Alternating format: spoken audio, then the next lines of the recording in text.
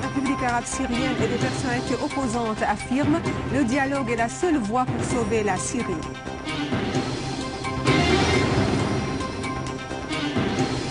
Jaafari, lors de la rencontre consultative de Moscou, affirme que la lutte antiterroriste est un devoir pour chaque Syrien en vue de résoudre la crise. La résistance nationale libanaise vise des véhicules israéliens qui transportaient des officiers et des soldats sionistes.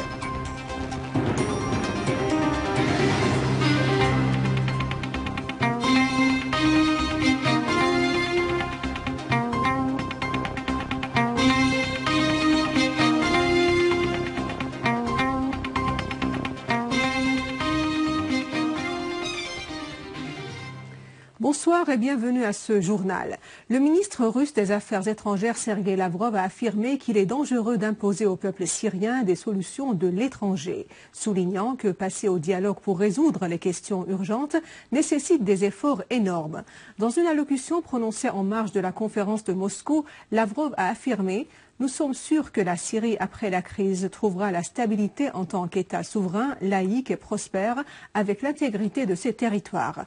Lavrov a réitéré la position de son pays vis-à-vis des événements en Syrie, affirmant que cette position de principe est ferme et qu'elle appuie une solution à la crise conclue par les Syriens eux-mêmes sur la base de Genève 1.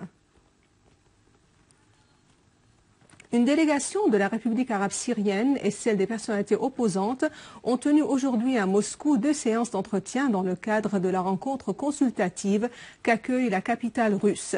Les participants à la réunion ont observé au début de la première séance et par une demande de la délégation de la République arabe syrienne une minute de silence en hommage à la mémoire des martyrs civils et militaires de la Syrie.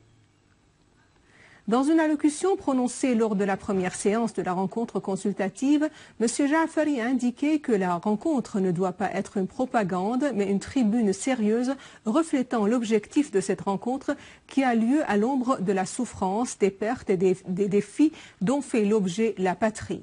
Jaafari a ajouté que l'ingérence régionale et internationale sans précédent dans la guerre déclenchée contre la Syrie s'était soldée par une escalade grave en raison du recours au terrorisme en tant que moyen et arme politique. Jaafari a indiqué que les aides envoyées par la Turquie et l'Arabie saoudite aux terroristes sont des armes ayant pour but de tuer les Syriens, faisant allusion à cet effet aux camions saisis par le gouvernement turc et aux camions envoyés par l'Arabie saoudite au front Nusra via les frontières jordaniennes. Jaafari a mis en exergue les efforts que déploie le gouvernement depuis le début de la crise en vue de protéger les citoyens, assurant que le gouvernement était ouvert à toutes les parties et assume ses responsabilités constitutionnelles en promulguant et en amendant plusieurs législations et lois, dont la loi des partis qui a permis la création des partis pour garantir le pluralisme politique. El Jaafari de conclure, le gouvernement est favorablement répondu à toutes les initiatives arabes et internationales et coopéré avec elles en toute transparence.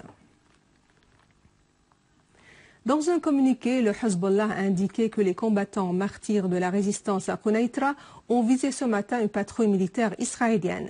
Des missiles ont été tirés par les véhicules israéliens qui transportaient des officiers et des soldats, précise le communiqué, soulignant que certains de ces véhicules ont été détruits et que plusieurs soldats israéliens avaient été blessés.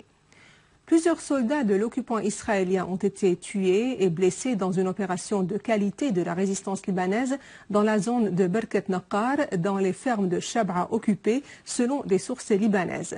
L'Agence nationale libanaise de l'information a déclaré qu'un soldat israélien a été capturé lors de cette opération. Cette opération a eu lieu après que la résistance libanaise ait visé par missile des véhicules de l'armée de l'occupant dans la zone de Birket el-Naqar et détruit plus de 9 de ces véhicules. Le ministère iranien des Affaires étrangères a de nouveau condamné les attaques terroristes israéliennes contre les territoires syriens. Dans sa conférence de presse hebdomadaire, la porte-parole du ministère, Mardia Afram, a souligné que le mutisme sur les agressions sionistes allait encourager l'entité sioniste à aller de l'avant dans ses agressions. Afram a indiqué que l'Iran avait adressé un message concernant l'attentat sioniste contre le général iranien Mohammad Ali al-Lahdadi et les martyrs de la résistance de Quneitra. Le message a été transmis via les canaux diplomatiques à l'ambassade de Suisse qui s'occupe des intérêts américains en Iran. Les responsables iraniens avaient affirmé hier que l'entité sioniste devait attendre les répercussions de son agression contre les fermes Al-Amal à Quneitra le 18 du mois en cours. Et avant de clore ce journal, voici un rappel des principaux titres. Lavrov, devant une délégation de la République arabe syrienne et des personnalités opposantes, affirme que le dialogue est la seule voie pour sauver la Syrie.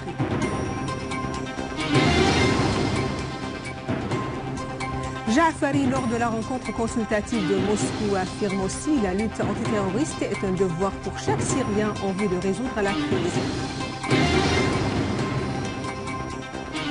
La résistance nationale libanaise vise des véhicules israéliens qui transportaient des officiers et des soldats sionistes.